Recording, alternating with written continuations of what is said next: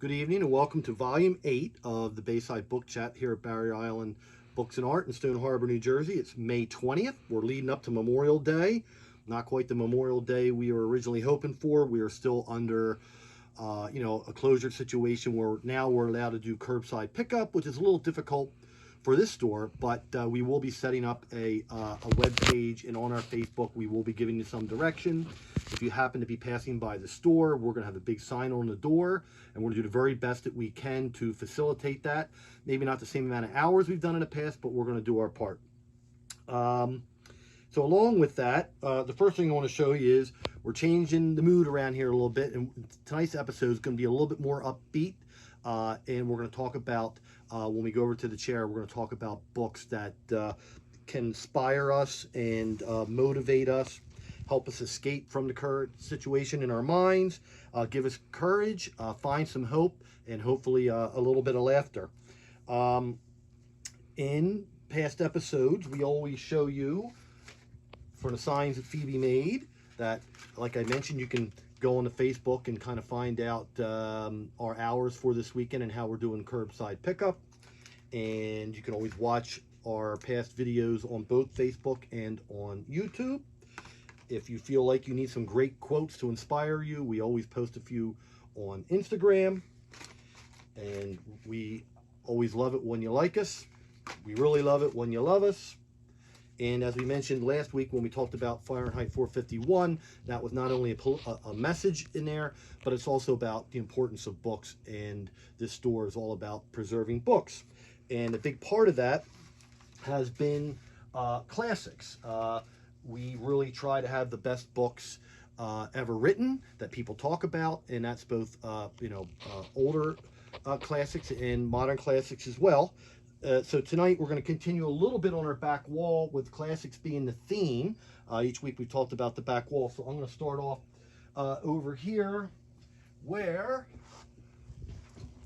we've got a lot of Herman Melville sets. When you're down at the beach, you always got to have some Herman Melville on your shelf.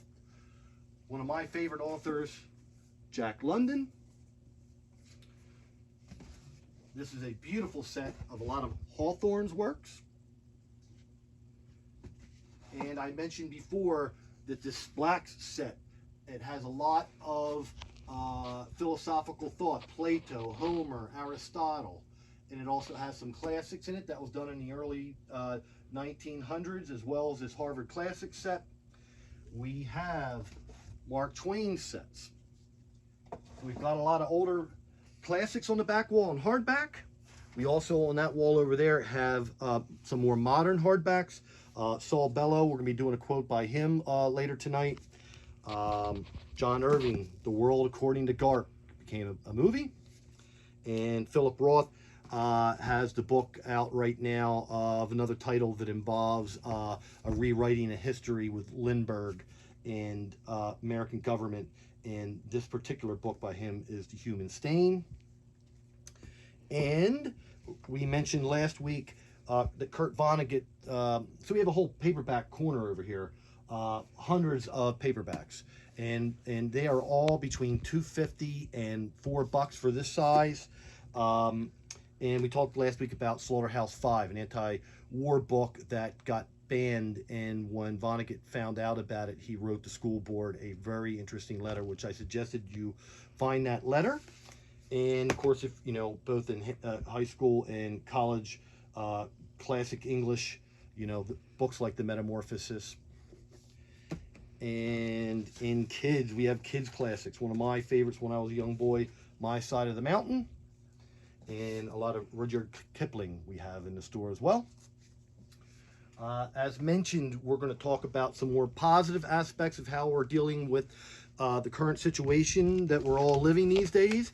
And to set it up, we've been working over the last 8 volumes with having little discussions about different parts of this bookstore and books that gave us different perspectives on the pandemic. And we talked, this is in no particular order, but we talked about profiles and courage, leadership in American government, and people of our society standing up and doing things that are bigger than themselves for the benefit of us. Who can do that going forward? We talked about Rachel Carson, explaining the environment to people and the ramifications of that. Of course, we're encroaching more on the environment. We're interacting more with species.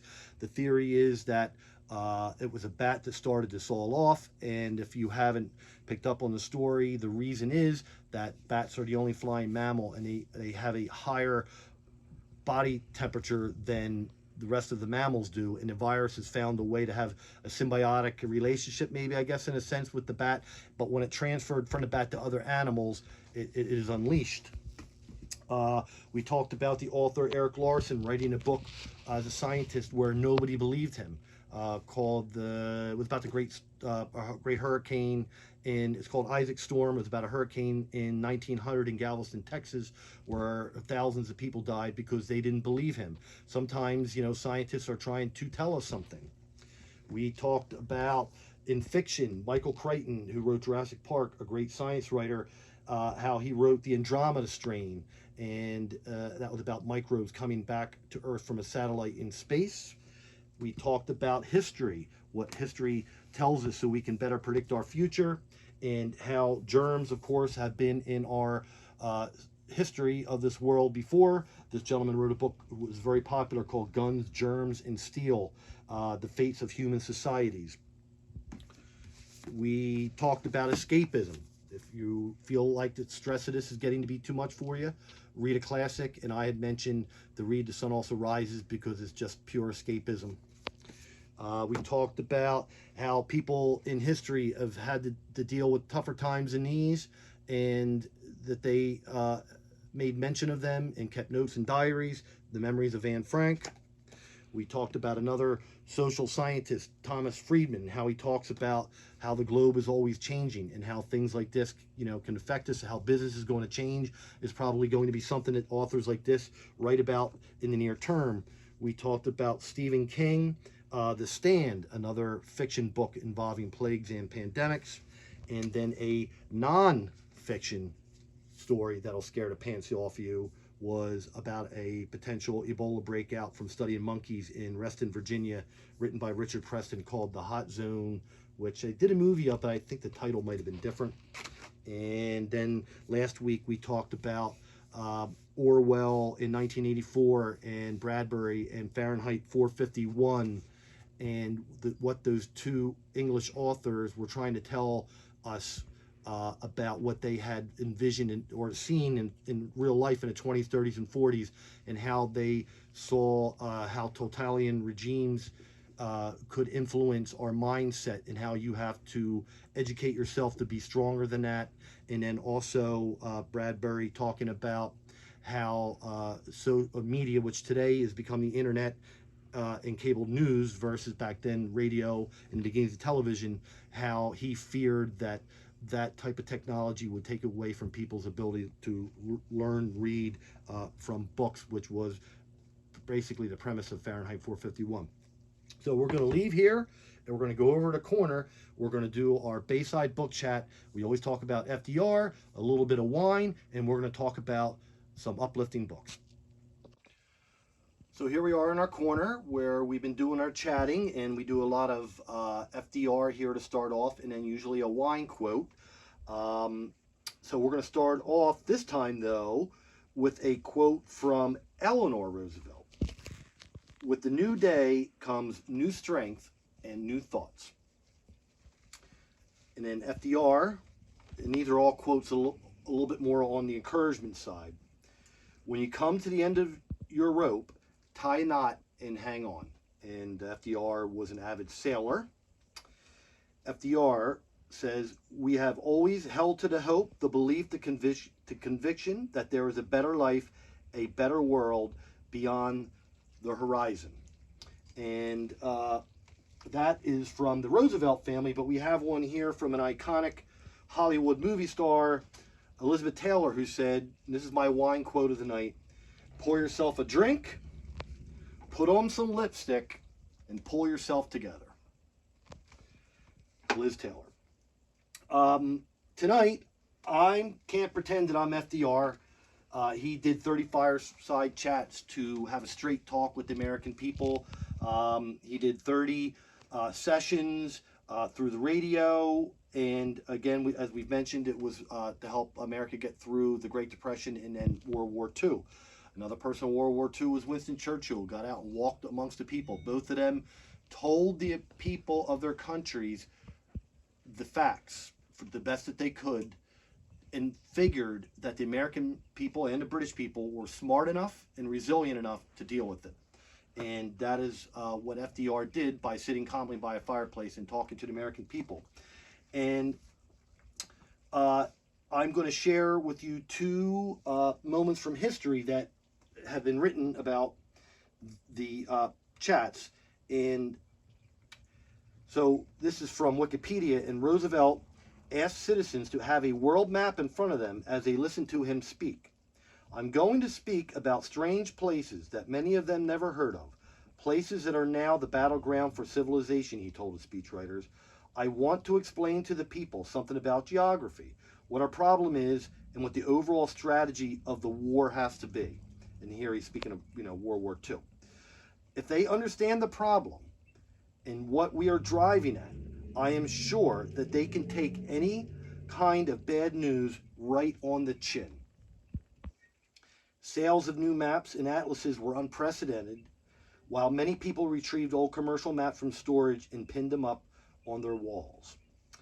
And then earlier we had mentioned novelist Sal Bellow, who wrote at one point about his own personal experiences seeing this happen. So novelist Sal Bellow recalled hearing a fireside chat while walking in Chicago one summer evening.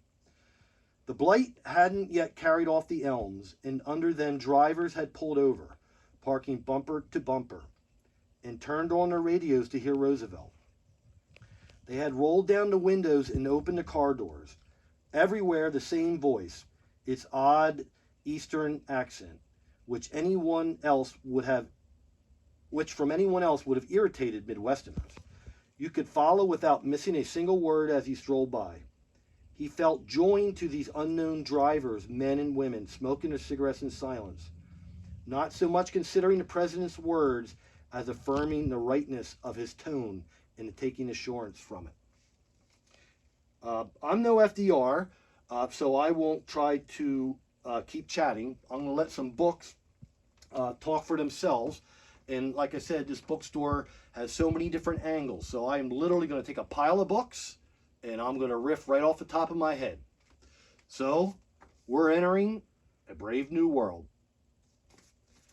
And it never hurts to go for a walk, get outside, find the rhythms of nature, and maybe do a little escapism through some birding. It doesn't hurt to take a walk along the beach or the back bay and find some shells. And if you're not into birds or shells and you like to fish, go fishing. If you don't like to do those three things, sit on the beach and read some romance. If you want to get more serious and you want to listen to smart people, Bill Gates. Need to think your way through how to live life? 1001 Ways to Live in the Moment. A book about letting opportunities in the world come to you instead of you shutting the door and pushing it out? The Secret. Want to know how a family gets through tough times, tough economic times? The Glass Castle. Want to find yourself? Maybe go for a walk and self-discover? The Wild. Another book on getting through and making mention and notes on tough times, Eat, Pray, Love. A great inspirational writer who gives clarity through few words, Maya Angelou. Need to hug your pet? Marley and Me, or Gar. A great book that both Marnie and I have read, and I made the mistake of actually thinking it was real. It was so well written. This is all about a beautiful tale about a woman's mystical journey. It's basically the Aborigines hijack a woman and take her on walkabout through Australia, and she gets a whole new mindset on life. Mutant Message Down Under. little escapism and a little satire and humor and about real life and how to deal with it with a little comedy added in, David Sedaris. Need to calm yourself down and think about the gifts of life and to reboot your mindset, and Lindbergh's Gift from the Sea. Sometimes you need to get out in nature and walk and shake it off and get into the ebb and flow of things. For those of you that pray, there's a great book here, God is in the Hard Stuff, Where to Turn When the Going Gets Tough. Sometimes poetry is a great sense of escapism, and an American poet who did a great job of that was Robert Frost. One of my favorite stories of escapism is about a seagull who discovers that he suddenly thinks that he can fly better than any other seagull, and then when he learns to fly better than any other seagull, it takes him into different dimensions. And this is Jonathan Livingston Seagull. Famous guy you'll see on TV talking about how to deal with life. This is called War of the Worldviews, Science versus Spirituality, Deepak Chopra. Myself included, I need to learn how to meditate more and sit like a Buddha. This author, Anna Quindlen, is known for the books that are just like this title, A Short Guide to a Happy Life. Sometimes the way we arrange our lives gives us calmness, and at this point in time, we all feel stressed, so maybe it's time to redecorate with some feng shui. A very popular set of books about life and how to deal. The Tale of Piglet and the Tale of Pooh. Getting back to smart people. Warren Buffett. Another smart guy. Steve Jobs. A guy that wrote about smart people and smart thinking. Malcolm Gladwell's book, The Blink. He was the author of The Tipping Point. This particular book, Blink, is the power of thinking without thinking. And we talked about the last couple of episodes how we have to self-educate ourselves so that we're smart enough to fight off ignorance and being steered down bad paths. Popular author these days about inspiration in life, Eckhart Tolle, a couple books by him.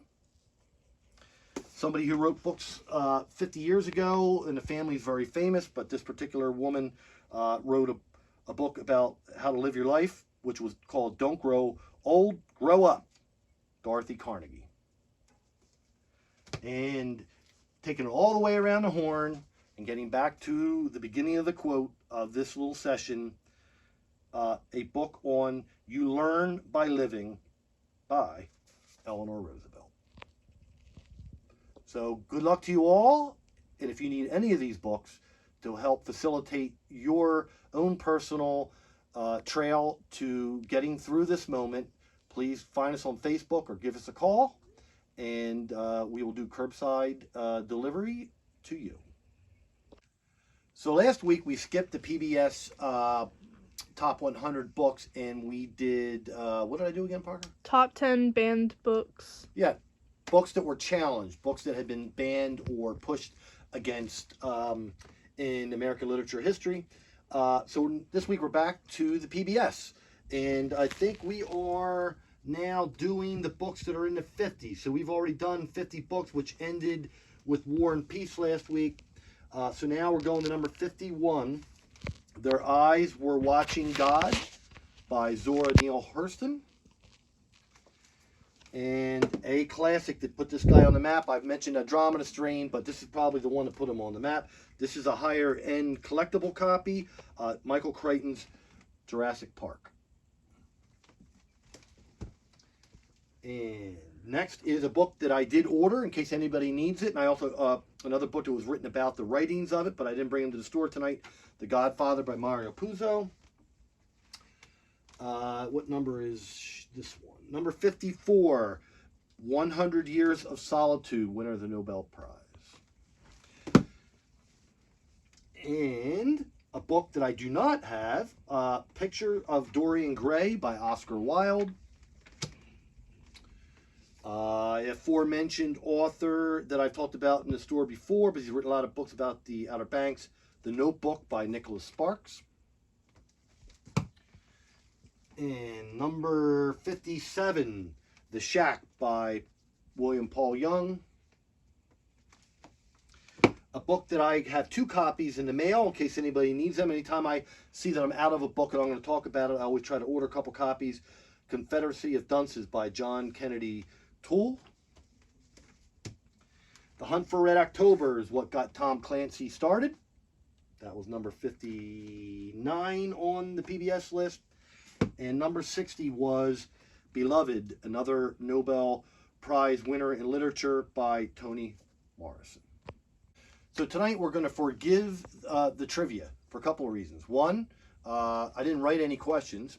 2, we're running short on time. We need to boogie on out of Barrier Island Books here and move on to another place.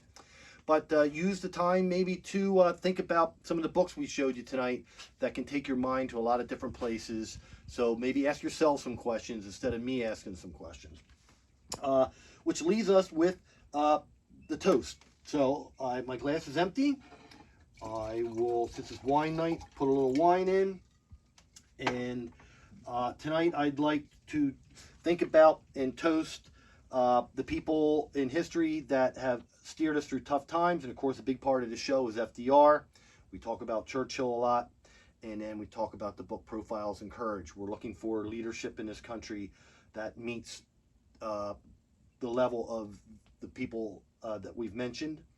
I want to thank Orwell and Bradbury to write books that make us think. And I, as usual here, and being one of them and seeing it from the other side of the counter, you know, our frontline heroes, whether you're police, fire, EMS, or again, down to people who work in stores to make a living. And to keep them in mind, and the best way we can honor them is to be responsible yourself. So when you're shopping, please follow the rules of stores and think about the stress level that people on the other side of the counter are dealing with. And as for us, as we head into Memorial Day weekend, we will post on Facebook how we're handling curbside delivery. You can reach us through Facebook. Our store phone number is 609-361415. On Facebook, we'll put some more contact info. We'll also put a big poster or sign on our front door. And hopefully the lights will be on and you can just knock and we can communicate however we need to and find you your books. And last but not least, be smart, keep low, aim high, shop small, and we're going to revert back to volume 2 since this was supposed to be a show with a little more brevity and humor. If you remember Parker's ukulele tune, always look on the bright side of life. Some things in life are bad, they can really make you mad. Other things just make you swear and curse. When you're chewing on life's gristle, don't grumble, give a whistle. And this'll help things turn out for the best. And always look on the bright